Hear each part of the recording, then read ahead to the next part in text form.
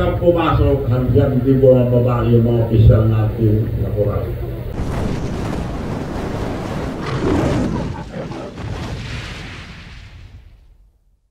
$33 billion ang pinapublic niya every year. It could be more.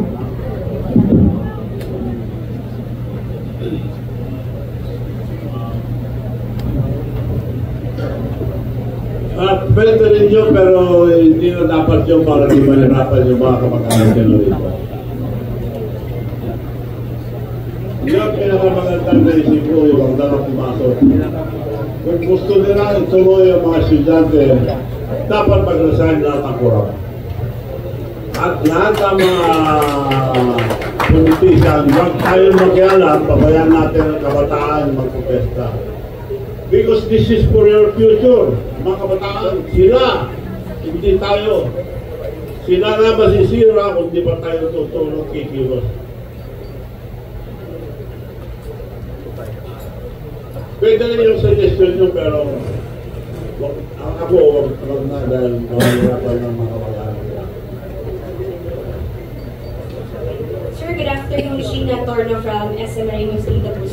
Sir, your reaction lang kasi this week nag-design si House Speaker Romualdez at sa gitna nga ng kontrobersyal na yung flood control project. And ngayon sinasabi ng mga kongresista, especially Sandro Marcos, na pinapauwi na nga itong si Representative Zaldico dahil nga sinasabi na siya ang nasa likod ng mga katiwalian dito sa flood control. Sir, sa tingin niyo, damage control lang itong ginagawa nila para hindi lumala yung galit ng taong bayan?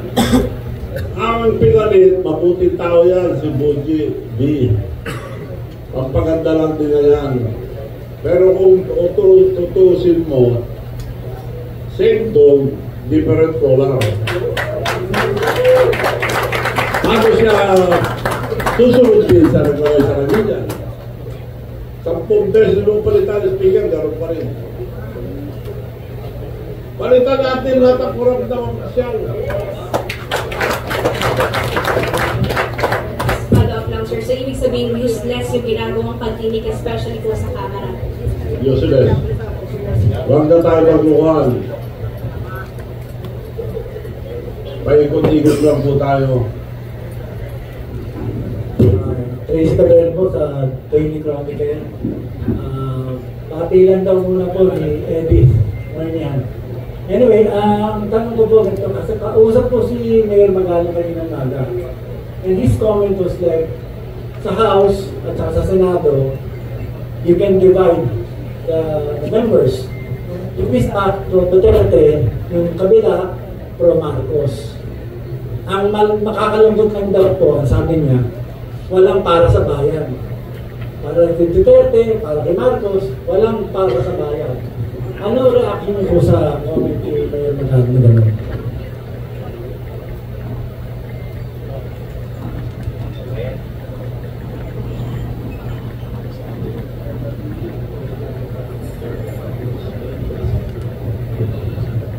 Well, this is the time to cross party line. Sama-sama muna tayo lahat, tanggalin muna natin mga korap. Kasi yung mga ibang nagpupunta dyan, may ambition din. So, pabayaan natin mga kabataan muna. That's true. Divided dyan dahil may kanya-kanyang grupo.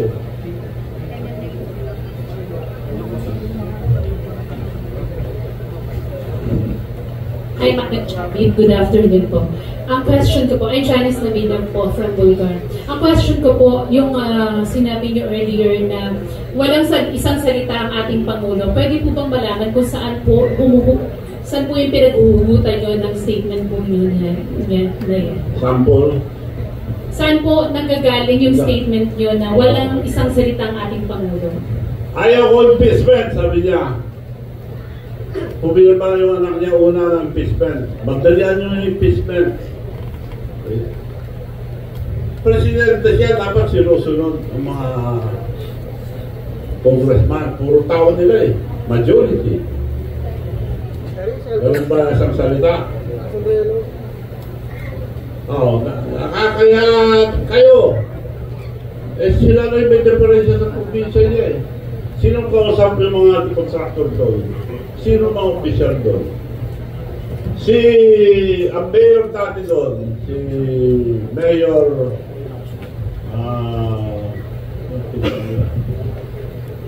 Kerkion.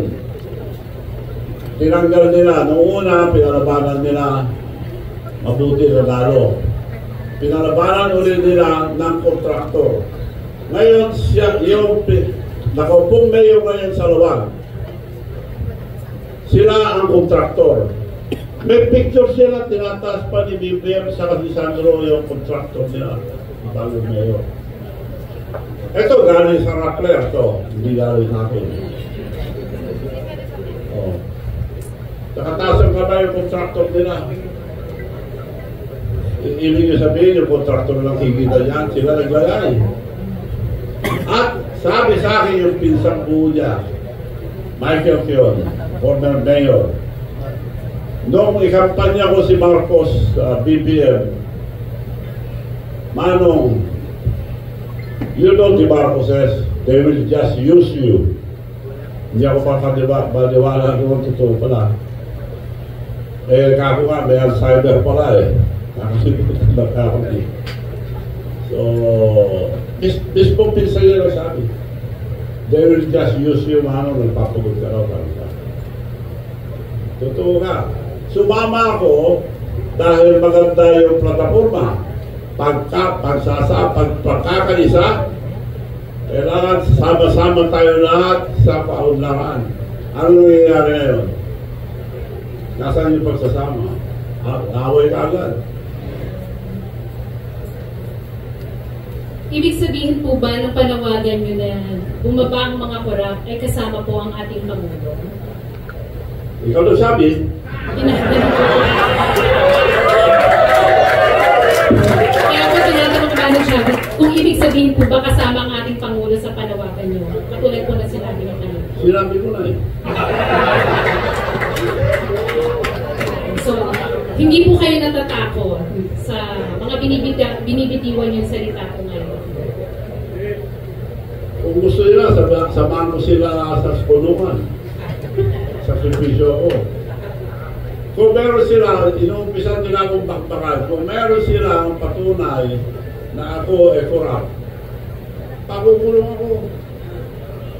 Now, to give you one example, nag-mayor ako sa Narpakan dahil gusto ko lang tanggalin yung mga korupton. What term?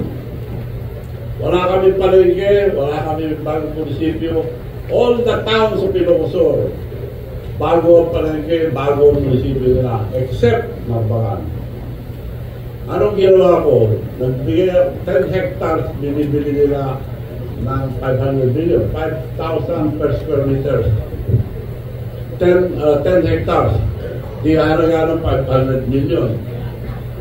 Tinatawaran sa akin ng 500 million. Ang worth noon, 800 at the time. Ngayon, 15,000 na per square. Anong ginawa ko? Did I took advantage? No. Hindi ko pinagta sa munisipyo. Ngayon, nakatayo ng palengke bago, munisipyo, lahat. Binigay ko lang ng 1.2. Lugi kagad ako ng 380 million. Ang leadership is sacrifice. Hindi pa ang wala ko.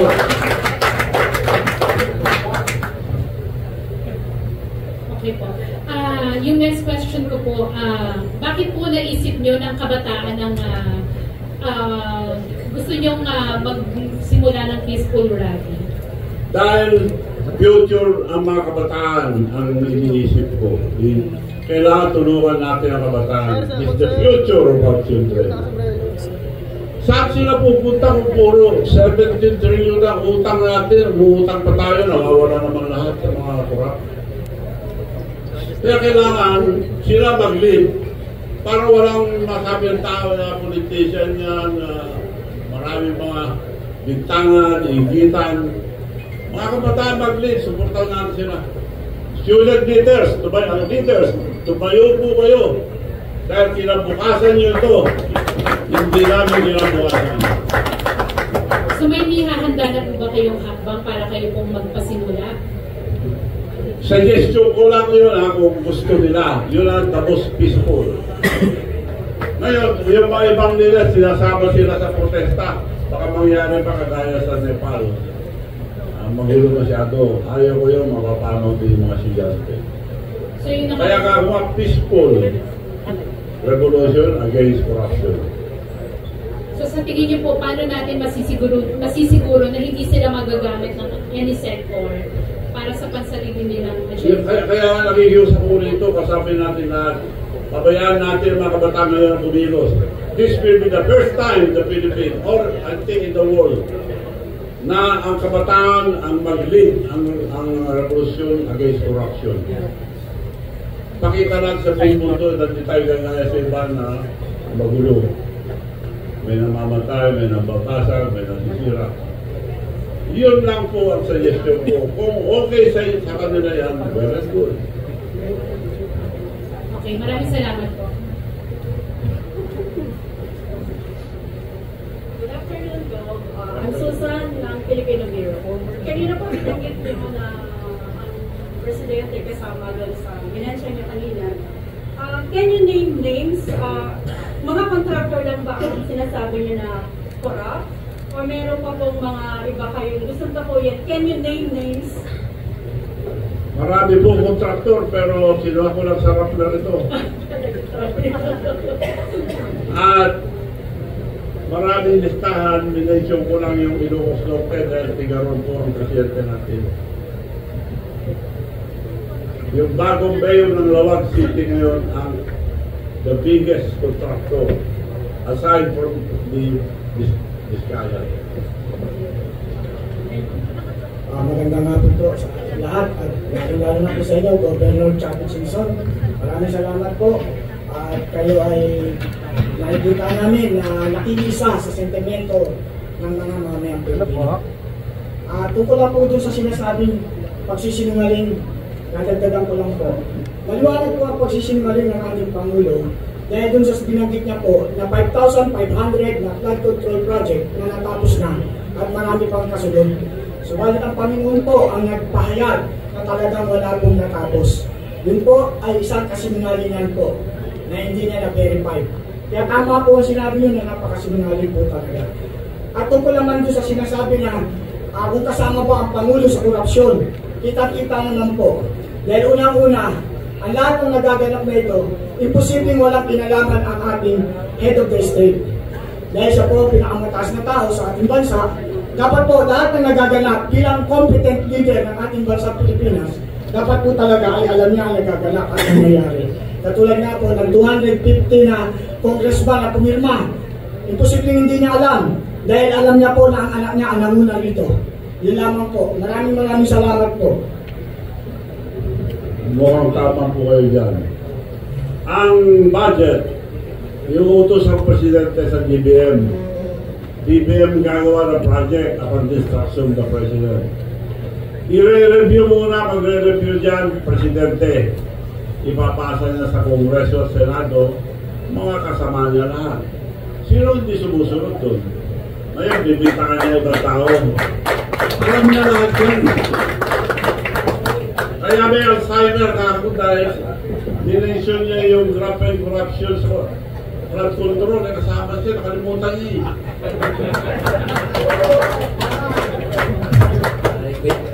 Good afternoon, Dorothy Manala from the Daily Chronicle.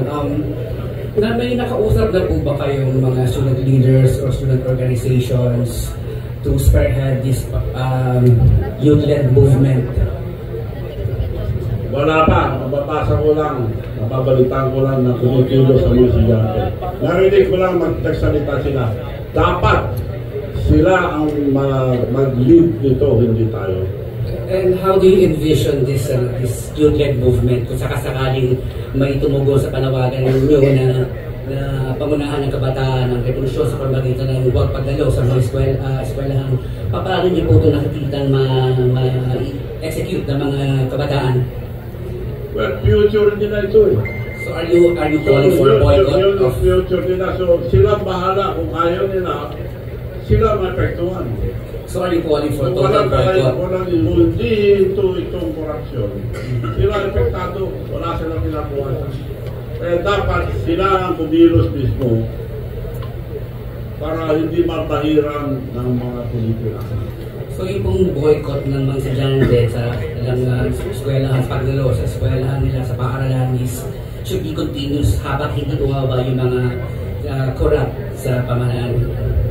Suggestion ko lang yun para peaceful. Walang gastos pa. Lalaban tayo sa demonstrasyon. Dami nilang pera. Lalaban sa demonstrasyon. Magbabayad sila ng mga kalaban. Mumurahin pa tayo yung mga attack dog. Marami silang attack dog. Yung mga trolls.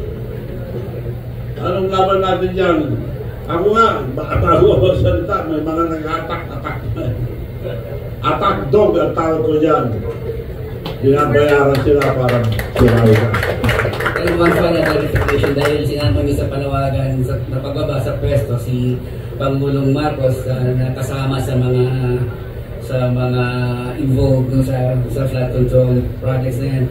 So nararamdaman po ba na sinasabi niyo rin na si Pangulong Marcos ay involved sa korupsyon? Tayo na lang ata, hindi nakakaalam ba? O sinabi mo eh.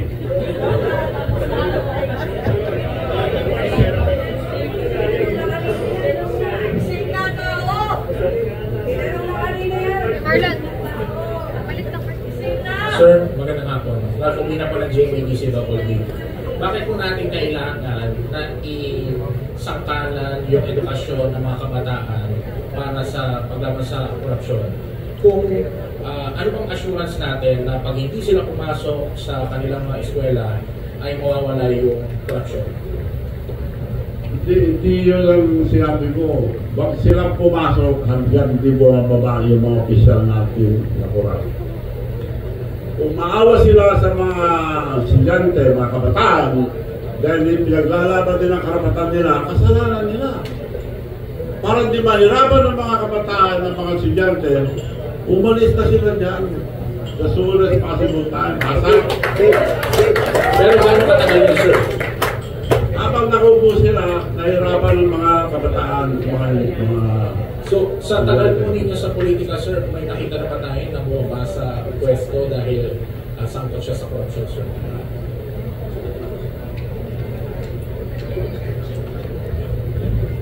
Dito sa Pilipinas, wala ba? Sa ibang bansa, nagpapakamatay pa. Opo. Dito po sa Pilipinas, sir, paano yun? Bendelicadesa sila. Paano natin masisiguro na bababa sila sa pwesto at makakapagpatuloy sila sa pag-aaral? Bumaba na lang sila, huwag na sila mapakamatay. Wala namang nagpapakamatay dito sa Pilipinas.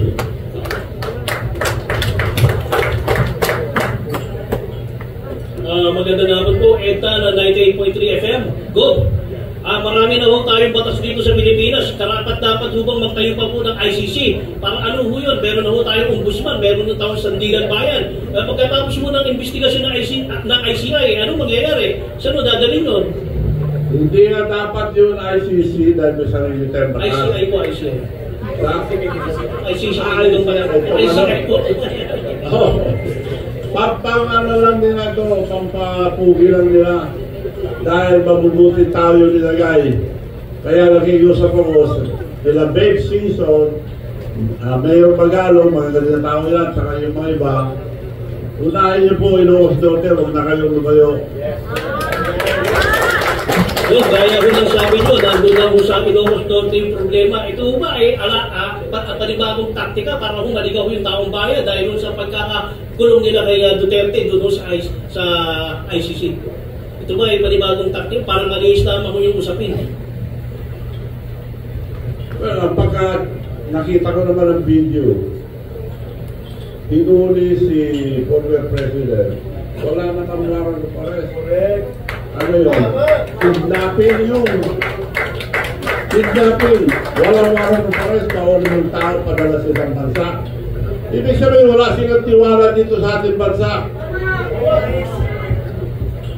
Ang totoo, ang gobyerno natin bulok na. Pagpalagay mo na ang gobyerno natin, isang sasakyan. Maski pa-overhaul mo yan, palitan mo na ang pyesa, hindi pa rin naandar. Kailangan bago. We have good laws, but the implementation is bad. Pagpalagay mo na lang, pagpahal ka ng kaso ngayon. Abuti ka ng siyam-siyam, may parking fee. Pagpahal ka ng parking fee, matutulog na kaso mo. At nakukulong yung mga tao na walang pera. Yung mga may pera, walang nakukulong. Unless natututukan ng media, doon lang nakukulong. Ikaw, makuhuin ang gulimihanan. Kaya ko nang tinuturo itong si Congressman Romualdez at ito pong si Congressman ko. Bakit hindi pa ho nila dinadalaw sa investigasyon nito? Go. Bakit tinatago pa ho nila? Go. Pinsan ng presidente yan. Nadali ko. Nadali. Ang alam ko, si Santiago, lumipad na. Nauna na. Hindi mo na makita yun. Salamat po.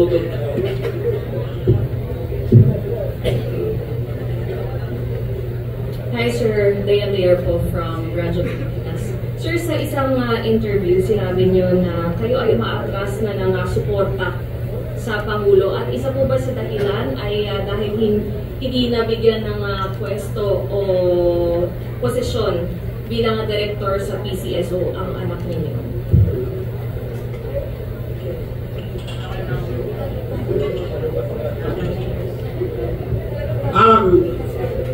Mabuti tinanong mo yan. Nung magkatapos ng eleksyon, ikwento ko na lang paano naging presidente itong BBM. Tinawag ako ni Senator Amy Marcos, Manong Chavit, can you help us for the re-election of Bongbong? Dahil dinaya lang, sabi niya. Yes, tawagin mo muna ang leader sa North. Meron akong i-explain sa inyo ako. I will call them, but I will use your name because you're the president of Mayor's League. Tinawag nila sa bahay nila, dumating mga congressman, governors, mayors. Sabi ni Senator Mike Aimee, thank you for coming so we can start the early campaign of Bongbong for Vice President. Dahil dinaya siya, sabi niya. But paano sabi ito sa plan? Manong, can you please tell us your plan? Okay na ako. Alam natin lahat, napakalakas ni Sara ngayon, walang kalaban. Now, gusto mo Vice President, mag-campaign na tayo maaga.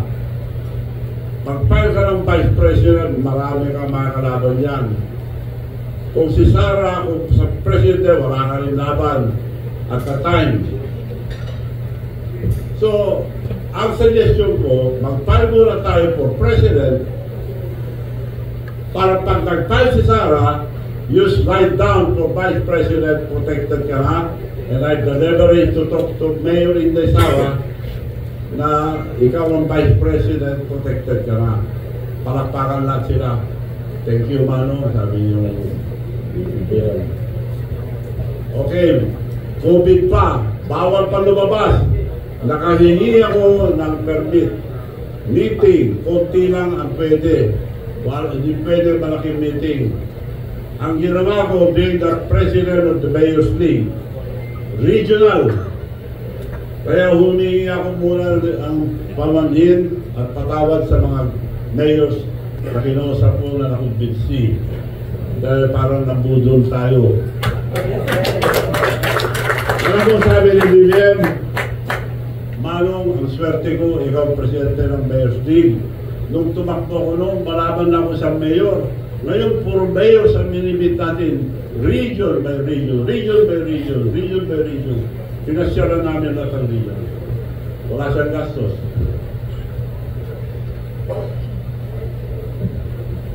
So yun, ang totoong nangyari.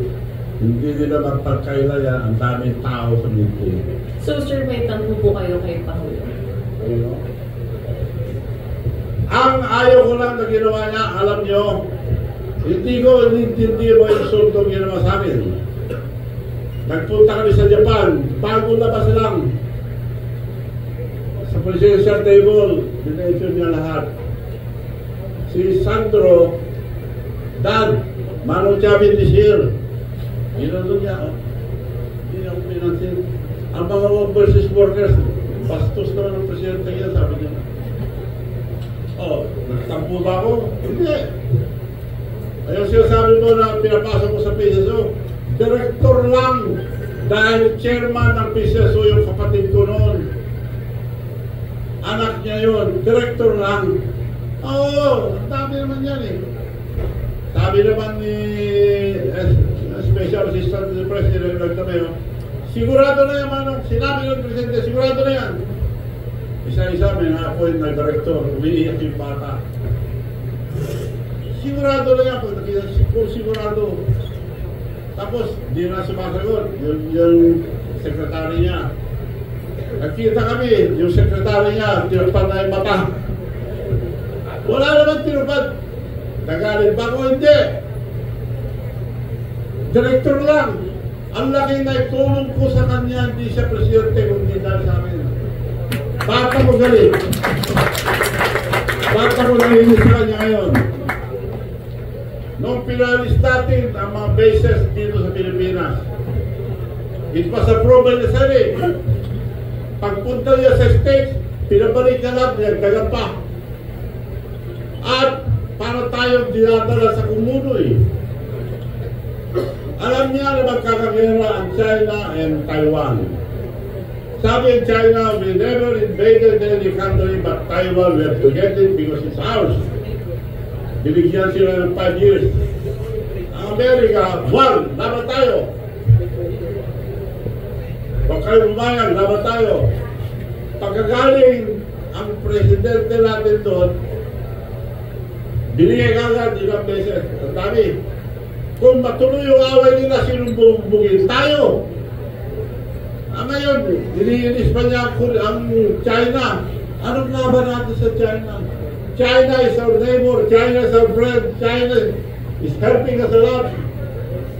Mabuti nga, tubig lang kinakanyang nila eh. May karapatan din sila doon dahil ang dami nag-reclaim, hindi lang tayo. Vietnam at ibang country. It should be diplomatic. Kausapin niya lang. Sosyo na lang tayo dyan. She should stay neutral as a leader. She should stay neutral. Bakit tumamping agad? Ipinapahamak tayo. Naghahabol pa. Mali yun. Sir, last na on my part. Kayo po ba ay makikilahok o magbibigay ng suporta sa rally sa September 21?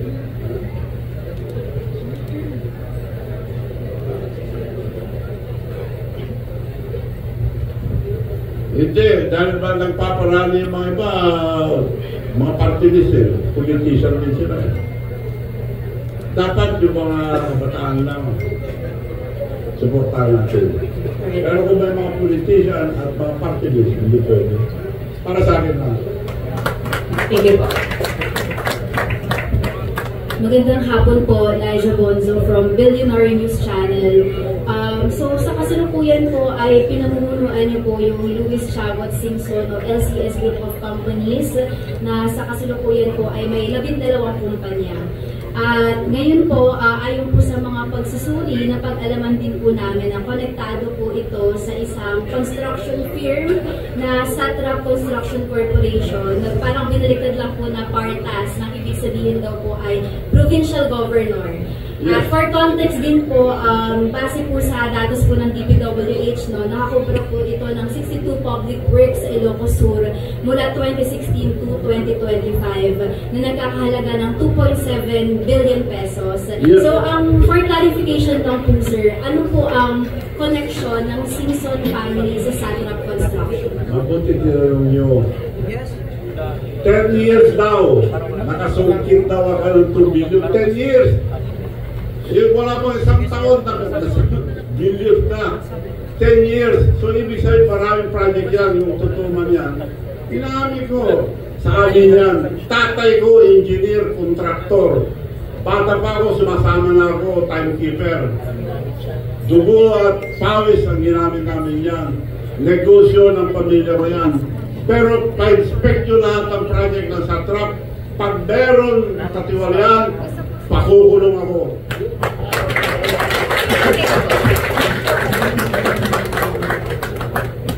Thank you po. Balikan ko lang po yung yung mention kanina ng mga kabataan talaga, yung mangunguna sa revolusyon, ngayong magkakaroon sa ng rally by September 21. Pero paano po yung mga kabataan, sir? We know naman po na marami na ngayon yung infiltrated po ng mga leftist organization. Kung baga nag-rally sila, hindi naman about corruption, kundi about Dutertes. So paano ito, sir? Mahaluan ba yung layunin natin ng justisya? Mababago ba ito under Marcos government po? Hindi, magano muna sila bawat eskwelahan. Bawat eskwelahan magprotesta. Tumayo sila bawat eskwelahan. Dahil pag-usap-usap sila, pagkita-kita sa isang lugar, minsan lang. Hindi yung araw-araw na nagkakawawa mga kabataan pagkaganyan. So mag-usap-usap muna sila, mga leaders bawat university, mga colleges, magbalitaan. Then once and for all, makita-kita na nga sila, supportahan natin sila. Dahil kinabukasan nila ito. Sir, kalabihan kasi sa kanila, hindi korupsyon yung pinaglalaban, kundi pabagsakin yung mga Duterte. Lalo na yung gobyerno, sir. Wala akong kinakampihan. Kung yun lang ibig sabihin.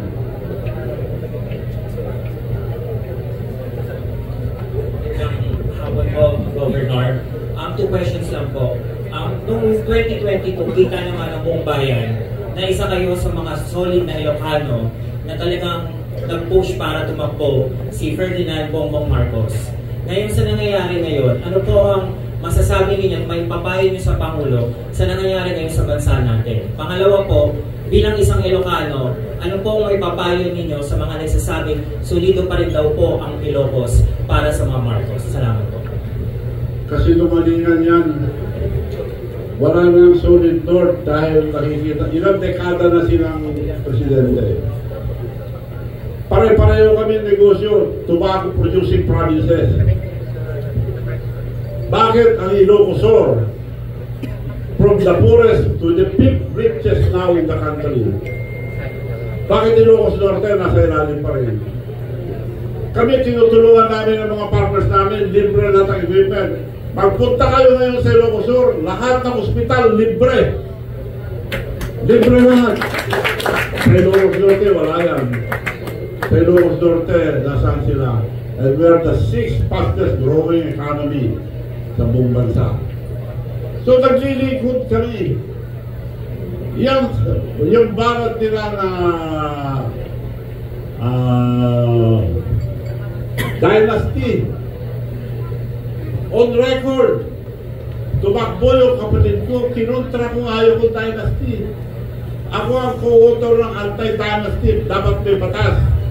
Tumakbo ang congresswoman, kinontra ko, pupunta yung mga tao sa bahay, talaga ba hindi namin bubuto ang kapatid nyo?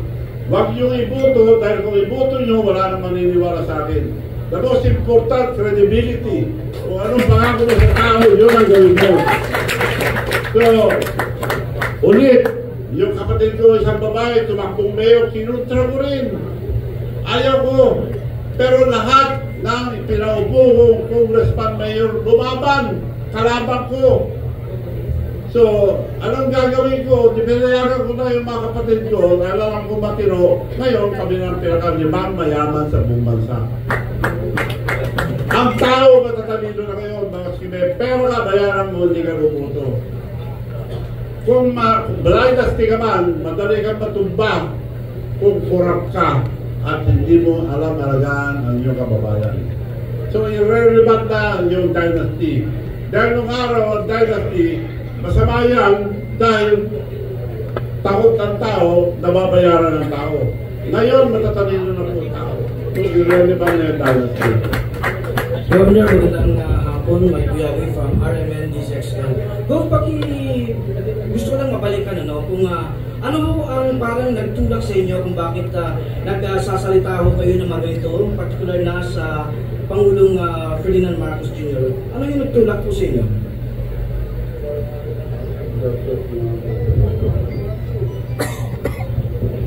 Yun nga, paghamon niya sa China, dapat diplomatic. Anong laban natin sa China? Ipapahamak lang tayo. Pasalamat na nga tayo. Tubig lang sirakan nyo sa mga barko natin na mga nagpupunta ron. Governor, Papaita nga sila tubig. Governor, dun sa binanggit niyo kanina about sa mga flood control projects sa Ilocos Norte, can you back this up with pieces of evidence? May mga dokumento ho ba kayo? May mga katibayan ho ba kayo para sabihin na ito mga binanggit niyo kanina? May nagsabi na sa akin, kaya ka sinasuggest ko sa mga ICI, Independent Commission on Infrastructure, unahin ang Ilocos Norte. Unahin lang. At ipaalala kay Presidente na informed din sila sa flood control. At mga dinidemanda ang tao ngayon at binibintangan mga diskaya, sila rin ang contractor nila. Gov, handa na rin ba kayo na parang since hindi nagsasalita na kayo about sa flood control project, handa na rin ba kayong ilabas o ibunyag na rin ang pang mga issues like for example dun sa mga sabungero, issue ng sabungero, fishing sabungero like that? Yung tiyano ko, pwedeng lahat na ng mga katiwalaan o mga nangyayari sa ngayon ay kaya nyo na rin po itong ibunyag. Sinabi ko na nga kanina, magagandang batas natin, ang implementasyon ang hindi maganda. Sino nakukulong? Yung mga walang pera, yung mga mahirap lang. Nakaparking fee nga, ako nga, nagdemanda 10 taon na, di ba umakyat sa Busman? Nakaparking fee. Nasubukan ko na, hindi ko lang sasabihin ngayon, nasubukan ko na nag-testify sa Busman. Siguro sa susunod sabihin ko kung gano ang sistema, mga justice natin. Thank you. Gov, good afternoon. Jopel Pereño po from DWIC. Kung naniniwala po ba kayo na iimbestigahan ng ICI ang mismong lalawigan ng Pangulo, pang Region 1?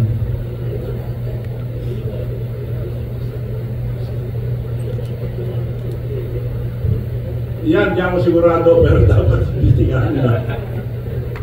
Pero mabubuting tao to, Tapoy.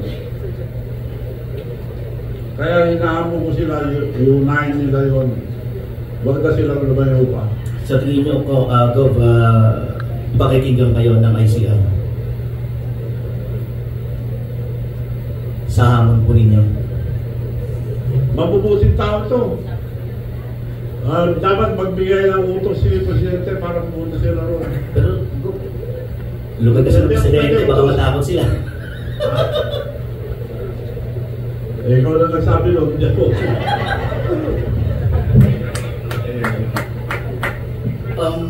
Ano po yung mas paniniwalaan natin na resulta kung sakasakaling magkaroon ng recommendation itong Senate and ang ICI? Ano ang mas matimbang sa inyo? Ang Senate investigation o ang ICI?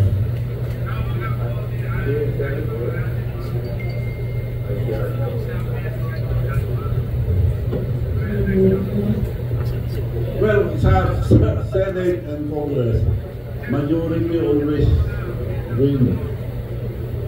So, wala tayong asahan dyan. Kaya nga ako nandito ngayon na nag-aapela ng mga kabataan na lang ang magreklamo. Wala mangyayari yan, puro investigasyon. Tingnan nyo ngayon, the investigation. Palitan naman ang investigasyon. Last question, Gov. May magbabago ba sa Kongreso ngayon, sa Kamara? May magbabago po ba? Matitigil na po ba yung talamak na 100 billions of corruption sa flood control projects sa pamumuno ni Boji, Congressman Boji Dick? Hindi pa na-approve ang budget. Tanggalin din na lahat ang multo ron. Dahil karamihan nakalagay sa budget, ghost project, tapos na. Hindi na tatanggalin yung motor, nandun pa rin. Thank you, Gov. Gov, Joseph po from Manila Bulletin. For clarifications lang po, you seem to be not satisfied with the change in leadership in the Congress and also with the ongoing Senate investigation. So first question is, bakit po hindi kayo satisfied? Second is, mayroon po ba kayong konkretong solusyon na magagawa para ma-address to? And third is, nung sinabi niyo po na dapat tanggalin yung mga corrupt, gusto po namin malaman from you, sino po yung tinutukoy ng corrupt, sir? Thank you.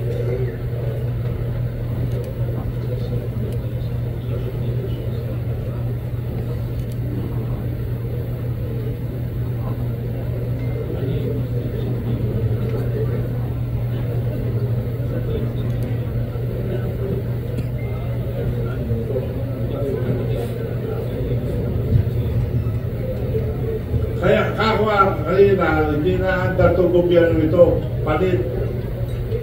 Mananawagan ako sa mga military, religious organization, mga negosyante, sila magbuo ang bagong gobyerno.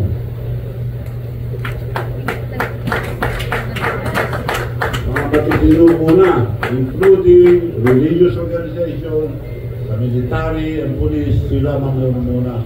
Alis muna lahat ng politician.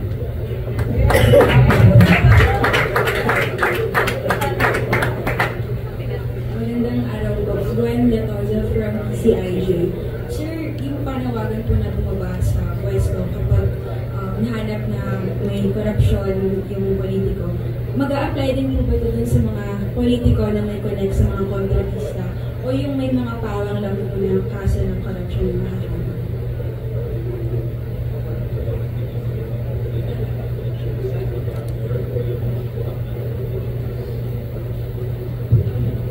Kung may delikatesa sila, sila mag-resign. Pero wala akong nakikita sa Pilipinas. So the only way we have to change our government.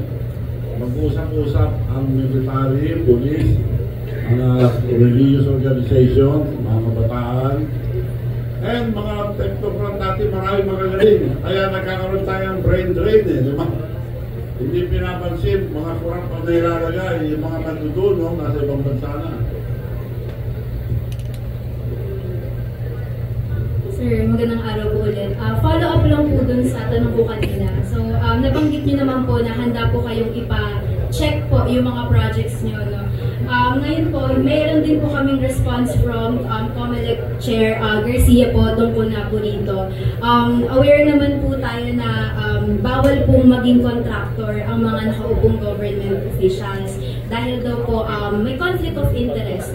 So sabi po ni Chair Garcia, pwede pong ma-anti-graft and corrupt practices kasi pinagabawal nga po iyon.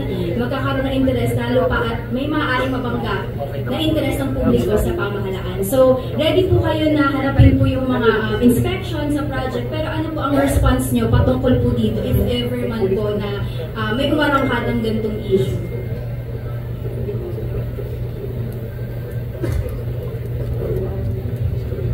Oo, marami na-appoint na nagbibitaw mga mga pwesto. So, ganun lang yun. Bawal kung nandun ka pa rin. Conflict of interest.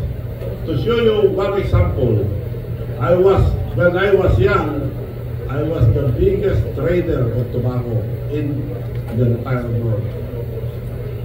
Nung na-elect akong governor, binitawan ko ang magandang negosyo dahil doon ako kumita ng gusto. Ang Virginia Tobacco ay ano ng Amerika yan? Sarili nila. Walang iba. Inisbagin lang ni Ariston Hill yung buto ng Virginia Tobacco, not the main ingredient of cigarette. So ako yung pinakamalaki trader, nung na-elect akong governor, nagbitawa ko. Dahil hindi mo na pwede tawaran yung farmer. Kailangan pataasin mo ng presyo para makinabang ang partner. Yun ang delikadesa. Pero how about po sir ngayon na may mga relatives pa rin po kayo na nakaupo, then may mga projects pa rin pong hawak yung contracting firm niyo. Ano po ang... Totoo yun. Kung tingnan mo yung opisyal ng SATRAP, wala na akong pangalan doon. Dahil nag-divest ako. Ngayon pwede na akong bumalik, wala akong pwesto eh. Negosyo namin yan, tatay mo pa, negosyo na yan. Anong pamimigay ko sa tao? Ako po, Ilocano na tipo-tipo, namimigay ko ng pera. Ano ibibigay ko kung siya ako maghanap buhay? Hindi naman ako nananakaw. So, sinusunod ko lang yung batas. Tempest ka, hindi lang tempest ako. Pero sir, may mga relatives pa rin po kayo nakaupo. So, medyo conflict of interest pa rin doon. Conflict of interest mo, pero sarili sila. Ganun din. Kung may sarili sila, construction. Sige po, thank you. Hello, good afternoon. Rob, Doji Kakas po, DCRH. Sa tingin niyo po ba, walang alam ang Pangulo dito sa mga nangyayari sa Kongreso, yung mga budget insertion? Sa tingin niyo po ba ay bulag siya dito o wala siya nakikita at nakalusot itong mga ganitong problema ng 2025 budget? Si BBM. BBM. Eh kung di niya alam, wala siyang kwentang presidente. Hindi niya alam. Anong klase presidente ang hindi niya alam? Siya ang unang tumitingin. Siya nagmamando sa Senate. Siya nagmamando sa Congress. Okay, kasi Governor, yung problema kasi nakapokus talaga sa corruption 2022 until present. So parang gusto nilang i-connect sa past administration yung corruption. Ano po ang comment nyo dito? Wala. Kasi din may di ba ako nakapagpahit? Lahat ng administrasyon may korupsyon. Bakit niya tinuloy? Meron akong anak doon. Bakit niya tinuloy? Doon sa dati. Kung totoo yung sinasabi niya, binibitangan niya yung mga past administration. Malapit na sa CRD. Eh no, siya umupo, hininto na niya. Hindi kasi ako kumuli kanina kasi papasok na siya. Kung delikadesa siya, oy, vice-presidente to, pagtanakaw to, hintuan natin to. Dapat gano'n. Tinuloy-tuloy niya eh. 3 taon na, saka na niya papansinin. Anong kwentang presidente yan? Hindi niya alam. Hindi dapat maging presidente, hindi niya alam na nangyayari sa buong gobyerno. And last on my part, Rob, sigurado na po ba kayo na unahin sa investigasyon yung Ilocos Norte? How about dun sa Leyte? Ay sa kanyang pinsan na si dating Speaker Romualdez, yung ganitong flood control anomaly. Unahin lang ang Ilocos Norte, tapos punta sila sa Bicol. Mas marami doon kay Saldico. One last question na po. Hello po, Hello?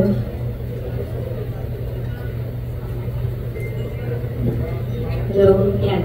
Ang question ko po, kung ang mga diskaya po ang may hawak ng ilang mga proyekto sa Ilocos Norte, sa tingin niyo po ba naisip ni Pangulo ito bago buksan ng flood control projects? At ito nga po rin po, ngayon po ay nag-a-attend po ako ng mga Senate hearings na subaybayan ko po. Binigyan po ng DOJ ng pagkakataon na sumailalim sa witness protection ang mag-asawang diskaya. Sa tingin niyo po ba nanganganib ang kanilang buhay? Maaaring magbago ang kanilang mga testimonya? At bakit pilit pinababanggit po ang 2016 previous po? Sila ang pinakamadaling kumuha. Mahirap po. Nasa construction kami ng araw pa.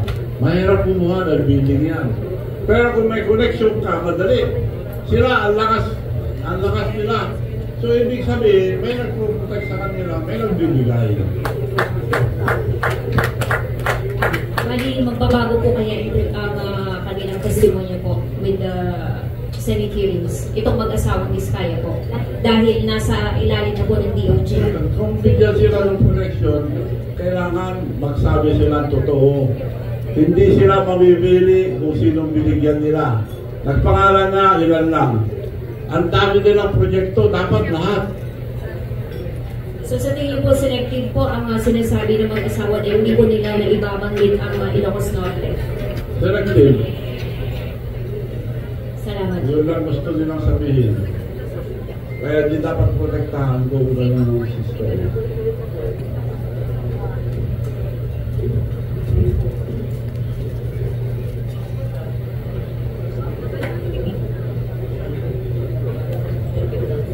Oh, last question. Tuna, may susunod pa.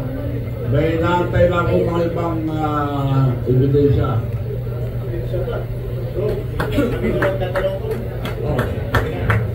Last question.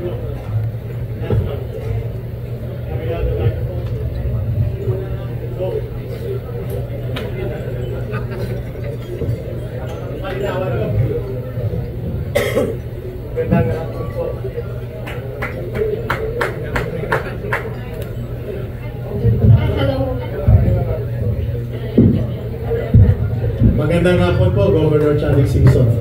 Saludo po sa iyong prangka at tapat na pagpapahayag sa sambayan ng Pilipino. And natutuwa po kami bilang mamamayang Pilipino for your courage to face the nation this afternoon. Kasama po ang ating nirespeto din. Although retired na po sila, na mga matataas na naging general ng Armed Forces of the Philippines, General Delfin Lorenzana, General Eugenio Espejo. Nirespeto po namin ito at gumaling loob kaming mga rebelde sa CPP, NPA, NDF during their time sa panahon ng former president. Kaya nabuhay po si Gaya Rin. We respect your call that the peaceful revolution against corruption must be led by the youth. Respetado po namin yun, Go. Pero direkta naming tanong, malawak din po ang galit ng mamamayang Pilipino sa darating na September 21, ipupuhos po nila ang galit nila. At iba't ibang kulay ng politika, ideolohiya at organisasyon. Subalit iisa po ang common agenda. Tutuligsain at tukondinahin ang malawakang panunumbalik at manubhan ng paglaganap ng pandarambong at korupsyon sa ilalim ni Marcos at ni Romualdez. Ano po ang inyong magiging opinion kung mananawagan ang iba't ibang sektor at mga grupo sa mapayapang pamamaraan, ngunit puno ng paninindigan, ipinapanawagan ang punong kriminal na pananagutan ay dapat magmumula kay Marcos at kay Romualdez kasunod ng paniningil sa kanilang mga tauhan upang magkaroon ng aral ng kasaysayan at karanasan na hindi natin papayagang maulit at manunumbalik at lalaganap lamang ng paulit-ulit by the generations ang korupsyon. And we will be on the streets peacefully. Are you joining, Gob? Or are you, what is your opinion? Ako, iba gusto ko, pero yun, kung yun ang kagustuhan ng karamihan, wala akong objection. So tuloy na ni Gob. Tuloy ang September 21. Tuloy ang paninindigan ng sambayan ng Pilipino. Maraming salamat, Governor Channing Singson. Salamat po. Maraming po salamat sa inyo lahat.